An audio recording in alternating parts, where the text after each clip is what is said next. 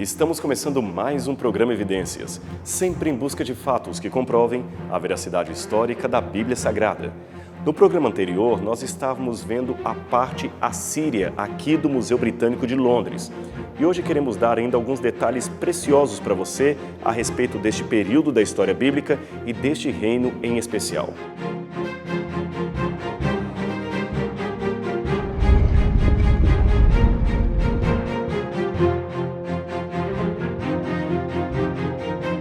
Aqui atrás de mim, eu tenho um painel onde aparece à direita o rei Sargão. Sargão foi um poderoso rei da Assíria que substituiu Salmanasar V.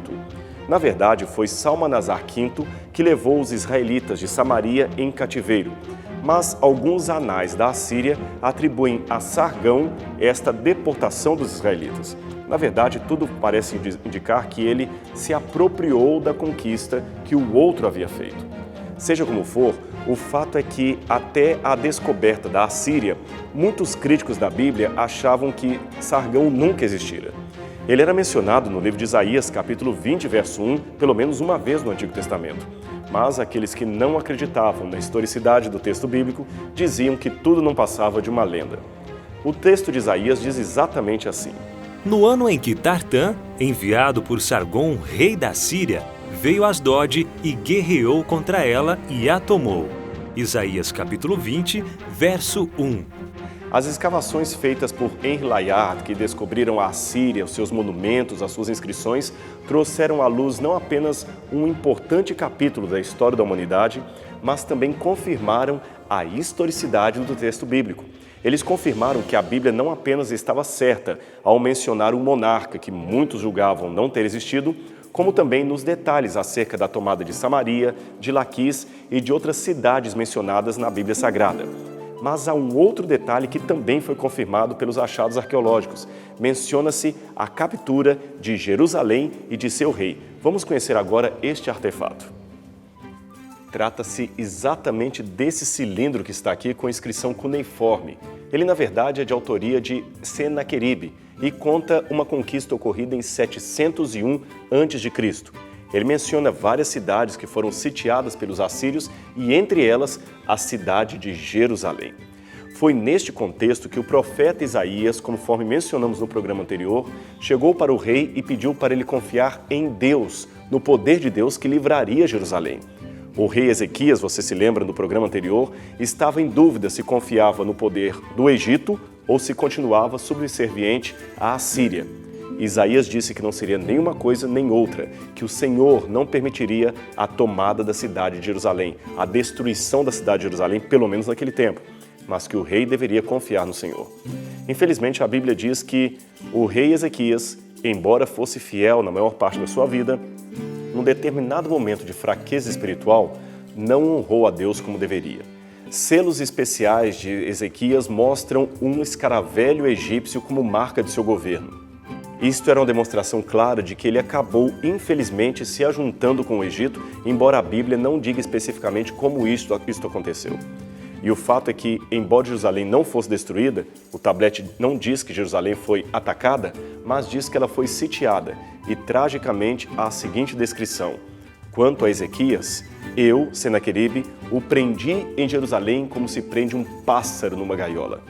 Esse texto é importante porque comprova a existência do rei Ezequias, comprova a existência do relato da Bíblia, do livro de Isaías, do sítio a Jerusalém e da não destruição de Jerusalém naquela ocasião. Mas também revela a fraqueza de um rei que, por não confiar plenamente em Deus, acabou tendo o vexame da sua derrota perpetuado num artefato histórico. E aqui nós temos outros artefatos que também fizeram parte dessa batalha. Por exemplo, várias pedras de funda que foram usadas em todas as batalhas contra os assírios na região de Judá. Além disto, temos uma lança assíria, pontas de flecha e sementes carbonizadas. Estas sementes carbonizadas significavam que a lavoura fora queimada pelo inimigo. Essas sementes, portanto, nunca mais brotaram. Mas através de métodos de datação sofisticados, conseguiu confirmar que aquelas sementes fizeram parte daquele momento histórico. Não somente elas, mas também os objetos militares que aqui estão. Você já imaginou que estas pontas de flecha que aqui estão hoje em exposição tiraram a vida de muitos soldados, tanto descendentes de Abraão, como também dos assírios, objetos que fizeram parte da história. Mas temos outras coisas interessantes para mostrar para você.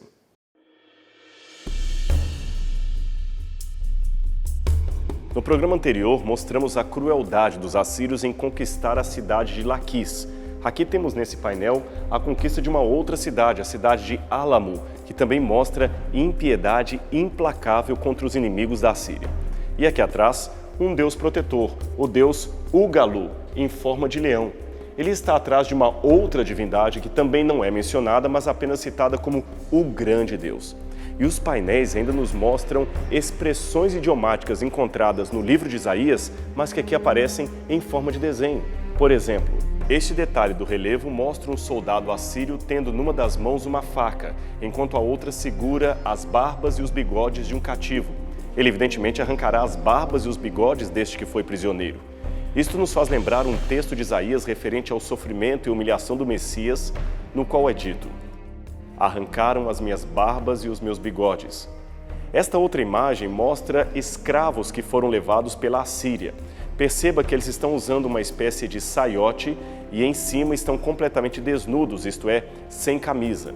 Esta roupa dos escravos praticamente desnudos foi justamente o tipo de indumentária que Isaías usou quando é dito que por 3 anos ele andou desnudo pelas ruas de Jerusalém, clamando ao povo que se não se convertessem ao Deus verdadeiro e confiassem unicamente em Deus, eles virariam escravos da Assíria, andariam exatamente desnudos.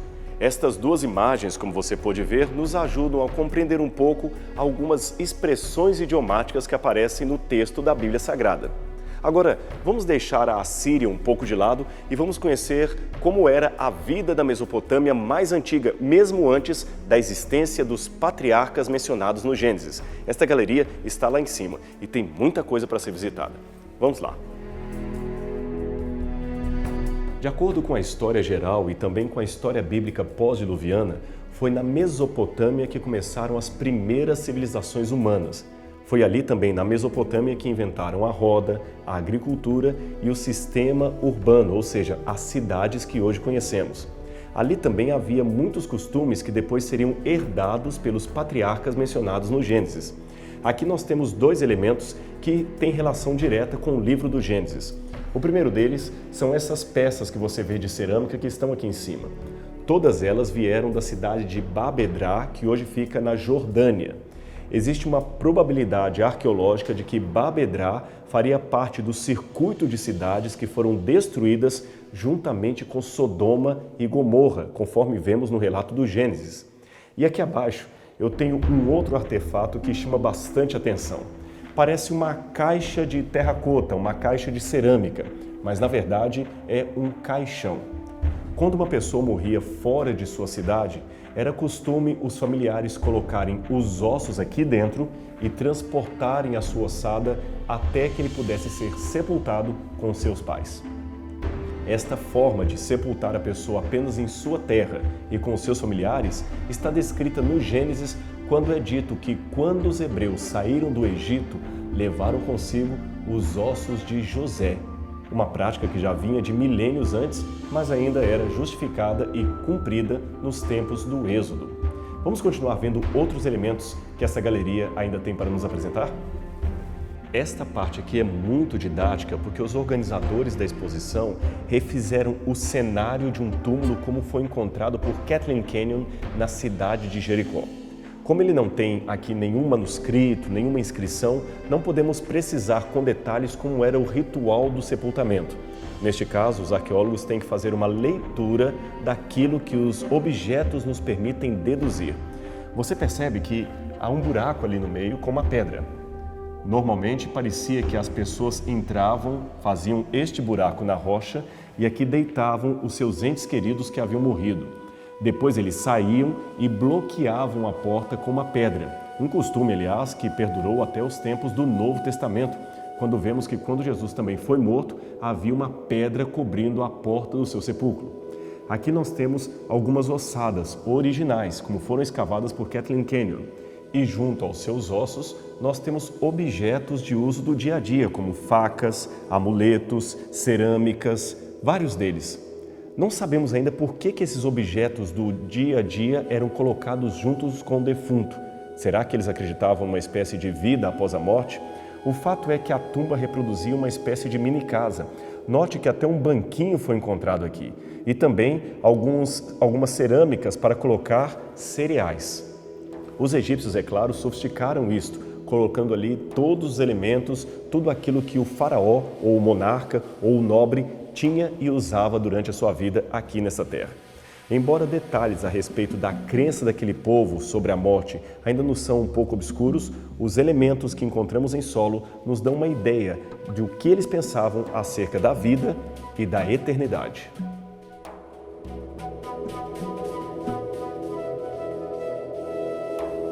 Esta estátua que temos aqui é do rei Idrimi. Ela foi encontrada em Alalak e revela algumas coincidências com o comportamento bíblico de Abraão. O rei Idrimi, apesar de ser chamado rei, era peregrino, isto mesmo. Durante aproximadamente 7 anos, ele andava com a sua tribo de cidade em cidade e era um homem respeitado. Isto ilustra muito de perto o comportamento de Abraão, que mesmo sendo nômade, era alguém de respeito, que ao chegar numa cidade tinha, por exemplo, uma audiência com o rei local. Idrimi também é mencionado aqui em todo esse escrito que tem no seu pé, como sendo um rei que lutou contra os heteus ou os hititas. Esse nome é importante porque os hititas são uma população mencionada na Bíblia, mas que os antigos críticos acreditavam que nunca tinha existido. Inscrições como esta comprovaram mais uma vez que povos mencionados na Bíblia existiram, que a Bíblia realmente está falando de uma história verídica. Outro detalhe curioso em relação a ele é que também há a menção de um grupo chamado Apiros. Este grupo chamado de Apiros ou Abiros, segundo outra leitura, poderiam ser os hebreus. Mas aqui é bom fazermos uma explicação. Durante algum tempo, muitos pensaram que os Abiros eram apenas os hebreus descendentes de Abraão ou aqueles que saíram do Egito. Mas hoje acredita-se que os Abiros eram um grupo maior que também incluíam os hebreus e que até o nome hebreus poderia, em alguns momentos, ser aplicado a outros povos e que os descendentes, portanto, de Jacó, herdaram este nome de outros povos parentes, certamente semitas, que ali havia. Inclusive, existem umas cartas, estas sim podem estar se referindo aos hebreus, que falam do pedido de socorro de alguns reis da cidade de Canaã ou da região de Canaã, que escreviam a Faraó pedindo auxílio contra os apiros que estavam devastando as cidades. Existem semelhanças ali que fazem supor que seriam os ataques de Josué. Mas, de qualquer maneira, temos aqui menção de importantes elementos, comportamentos e nomes mencionados no Pentateuco. Além da já mencionada invenção da agricultura, da roda e da cidade, a Mesopotâmia também foi cenário de outra importante descoberta da humanidade, a saber, a arte de escrever. Daqui a pouquinho eu vou mostrar para você alguns tabletes com escrita chamada cuneiforme, que mostram os mais antigos exercícios ou a mais antiga tentativa humana de expor através de símbolos, posteriormente letras, aquilo que o ser humano pensava, aquilo que o ser humano dizia. Mas por ora, veja esse exemplar aqui de cartas, mostrando como no século XVIII a.C. já era sofisticado o sistema de correios da Mesopotâmia. Você tem a carta e por detrás dela você tem um envelope. No tablete inferior você tem uma cena que mostra justamente um pedaço da história que ele mesmo está narrando. E logo mais abaixo, algumas divindades da fertilidade. Você se lembra também do deus Baal? Ele já era adorado de longa data. Aqui nós temos um antigo exemplar do deus Baal, feito exatamente de bronze e datado do 3º milênio antes de Cristo. Todas essas coisas fazem parte daquele cenário aonde viveu Abraão, Isaque e Jacó e aonde foram ocorridas as principais situações mencionadas no livro do Gênesis, especialmente a partir do capítulo 11 até o final do livro. Mas tem mais algumas curiosidades para mostrar para você que estão logo aqui à frente. Esses relevos que estão aqui atrás datam de aproximadamente 1200 a.C., no chamado período do Ferro, e vieram da cidade de Tel Halaf. Eles foram escavados nos anos 1920 pelo barão Hoppenmeier e trazidos aqui para o Museu Britânico. Mas o que eu gostaria de chamar a sua atenção é para esta cena que traz um desses relevos. Ela mostra alguém, talvez um filho, recebendo de um mais velho uma bênção. Perceba que o mais velho coloca a mão na cabeça do mais moço. Este, por sua vez, segura-lhe com as duas mãos a perna, especialmente a parte abaixo da coxa.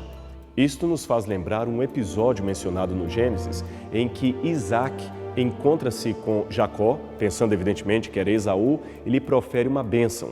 Em muitas dessas situações, aquele que recebia a bênção tinha também que fazer um juramento, e assim ele colocava a mão na coxa daquele que o estava abençoando. Também temos um outro episódio em que o servo de Abraão jura-lhe, segurando na coxa, que haverá de cumprir com o prometido. Este estranho costume pela nossa cultura fazia parte de todo o cenário daqueles tempos. Aliás, embora a Bíblia não mencione diretamente que Jacó segurou na coxa de seu pai para receber a herança, é provável que ele também tivera este ato, esse comportamento. Mas como você sabe, ele adquiriu a primogenitura através do engano. Pouco tempo depois, ou anos depois, para ser mais exato, Jacó tem uma luta frenética com um anjo. Este exatamente repete ali no Vale do Jaboque a situação que Jacó estava quando recebeu a bênção da primogenitura pelo engano através de seu pai. O anjo, preparando para lhe dar uma bênção, faz a pergunta tradicional: qual o teu nome? Meu nome, disse ele envergonhado, é Jacó, enganador. Então o anjo diz: não chamarás mais Jacó, mas Israel, porque lutaste com Deus e sobreviveste, prevaleceste. O curioso é que pouco tempo depois disso, o anjo desloca a coxa de Jacó e ele fica sempre manco. Não seria uma maneira dele lembrar sempre que havia adquirido uma bênção através do engano e que este não é o caminho de Deus? Algo a se pensar. E aqui temos, na retratação desse antigo artefato, aquele comportamento mencionado na Bíblia e comum naqueles tempos. Mas vamos continuar a nossa visita por essa exposição.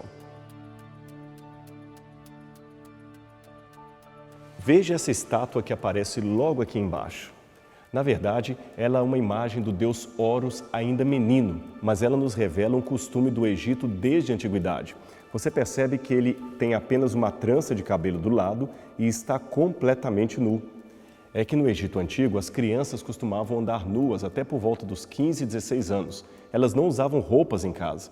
E o cabelo do lado seria uma peruca, porque devido ao grande número de piolhos que havia na época, muitas crianças não poderiam ter, evidentemente, a sua cabeça senão raspada. Os adultos também sofriam bastante com os piolhos e, portanto, muitos deles tinham que usar perucas. Os mais pobres, evidentemente, não tinham dinheiro para peruca e acabavam ficando carecas ou usando outros meios menos nobres de cobrir a sua cabeça. Agora, esta parte que está aqui em cima é uma parte fenícia. E ela nos chama a atenção especialmente pelos detalhes de peças que são muito pequenas. Veja como mesmo na antiguidade havia pessoas com uma capacidade artística incomum de fazerem pequenos fragmentos de cerâmica, de prata, de ouro, de bronze, elementos com uma simplicidade, com um detalhe inimaginável. Esta aqui mais abaixo é chamada de a mulher da vidraça ou a mulher na janela e ela tem uma relação toda especial com o culto à deusa Astarte e um ritual de prostituição. Astarte, só para que você saiba, é uma divindade fenícia diretamente ligada ao deus Baal. Agora, quando falamos de fenícios, Baal e Astarte, não podemos esquecer de Jezabel, uma sacerdotisa de Baal que casou-se com o rei de Israel. Jezabel era uma mulher muito perversa e numa das passagens da Bíblia diz que ela, semelhante à deusa que aqui mostramos neste artefato, coloca-se numa janela, pinta os olhos com uma maquiagem muito forte para seduzir os homens numa espécie de prostituição ritualística, pensando que assim os seus deuses a ajudariam. Mas o seu fim foi dramático.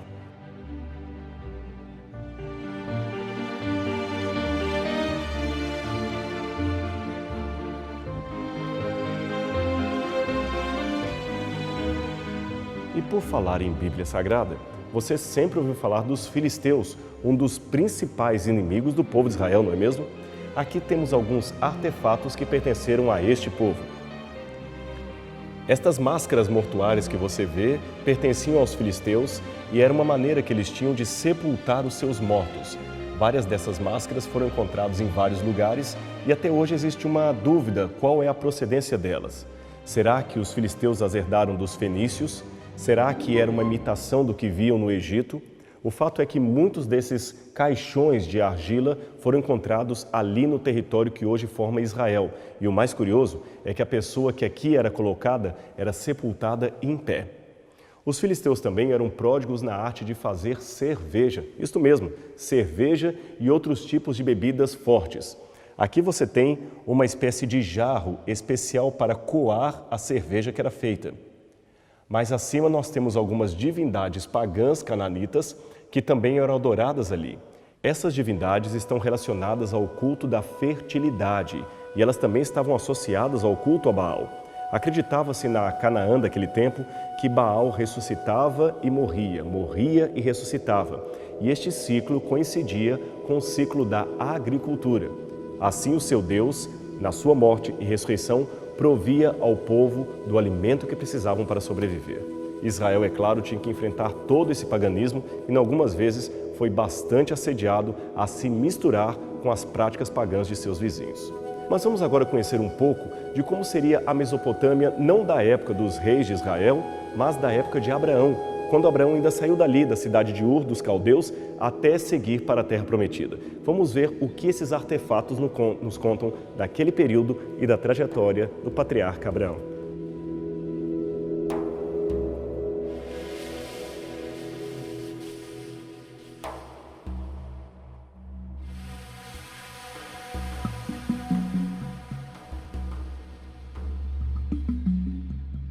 E quanto às mulheres? Você também gostaria de ter uma noção de como eram os trajes femininos?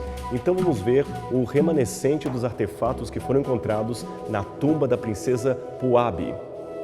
Veja essas joias e os ossos originais que foram encontrados no túmulo da princesa. Todos esses artefatos nos dão uma ideia de como seriam os vestidos, as roupas de alguém da alta sociedade da época de Ur dos Caldeus, aonde viveu o patriarca Abraão.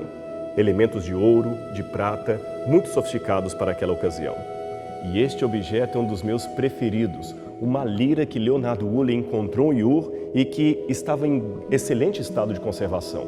Outros objetos musicais também foram encontrados ali e estavam no Museu de Bagdá, mas infelizmente com a guerra muitos deles foram destruídos. Agora você deve estar se perguntando, como começou toda esta corrida de pesquisa arqueológica em torno da Bíblia?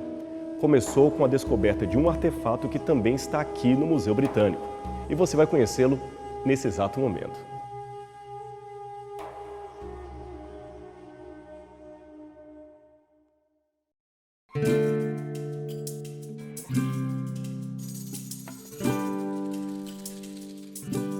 Todos os achados arqueológicos relacionados à Bíblia Sagrada têm relação direta com esta pedra.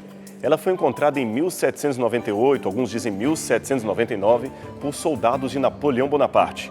Tudo começou quando a França estava em guerra com a Inglaterra, tomando posição por causa das Índias. Então Napoleão resolveu fazer um intercurso no Egito. Mas, junto ao seu exército, havia um batalhão de intelectuais, artistas, historiadores e museólogos. Quando eles estavam na cidade de Rachid, que os franceses chamam de Roseta, encontraram esta pedra. Originalmente, ela era uma estela comemorativa da época de Ptolomeu. Só que, por um espólio de guerra, pois a Inglaterra acabou ganhando a batalha, a pedra não ficou com os franceses, mas veio aqui para Londres e hoje está no Museu Britânico. Mas, por ironia da história, foi um francês que a decifrou, seu nome François Champollion. Ele percebeu que as 3 partes que ela contém são, na verdade, 3 inscrições. A última, que está mais abaixo, estava no idioma grego, que era conhecido das pessoas na ocasião. A do meio estava no antigo e estranho idioma, que depois descobriram ser o demótico, e a do topo, o hieróglifo. Depois de muitas pesquisas, Champollion percebeu que, na verdade, as 3 inscrições estavam falando a mesma coisa. Tratava-se, portanto, de uma pedra trilíngue. A partir, então, do grego, ele começou a decifrar o demótico e o hieroglífico. Esta pedra, a Pedra de Roseta, foi a chave que iniciou o movimento arqueológico bíblico moderno, com todas as suas fantásticas realizações e os seus achados que ajudam a confirmar a historicidade da Bíblia Sagrada. Bem, este foi o nosso passeio pelo Museu Britânico, mas na semana que vem temos outras novidades, outras curiosidades deste interessante país para mostrar para você. Portanto, não perca o nosso encontro ainda na semana que vem. Aonde? Você sabe, aqui na TV Novo Tempo, o canal da Esperança. Até lá!